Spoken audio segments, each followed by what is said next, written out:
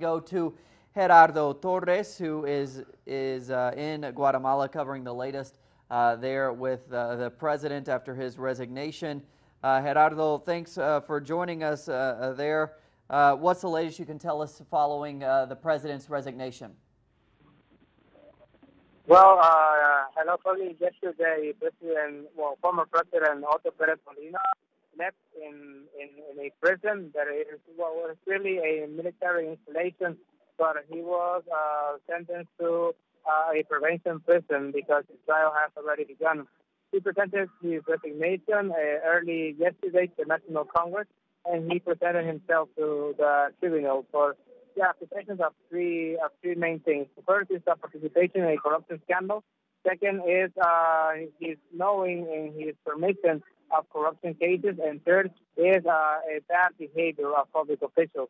These three cases demand jail, and as for Rosana Valdetti, the former vice president. Also, yesterday, the vice president, Alejandro Maldonado, who is a former judge in Guatemala, assumed as the new president of Guatemala and will be the president until January 13th, when he will give power to the winner of this next Sunday's election.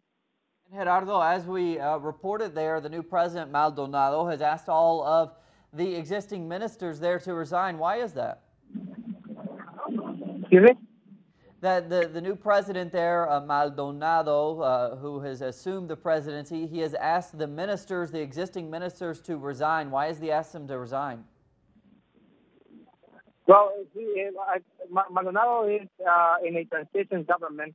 He knows that his main responsibility is to guarantee the elections and to guarantee the beginning of a new government. What he is demanding is that all the ministers that were part of Otto Pérez Molina will present to the tribunals if they are called. And what he wants to do probably is to create a new cabinet that doesn't attract any of the attention of the protesters or of the citizen movement that are still claiming for more corrupt public officials to be sent to tribunals and for more people that were part of the corruption scandal for the lineage to be put in jail.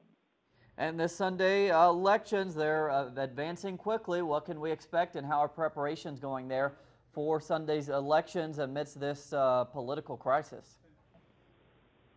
Well, the resignation of President Pérez Molina and he being sent to tribunals and he also being sent to prevention prison has making a more favorable environment for the elections of next Sunday. The people are celebrating the resignation of the president, and what the government is doing right now and what the authorities are trying to do is to lower the people that don't want to go to vote. They are calling people to vote. As we have been saying, the indignado of the outrage movement in Guatemala have said in many occasions that they don't feel represented by the political parties that are participating. The expectation is that the conservative leader party that has Manuel Valdizón as candidate will win the presidential elections, but that the municipalities and the deputies for the National Congress will be a very tight race. There is not much difference between the candidates. We're talking about 3 or 4 points in difference.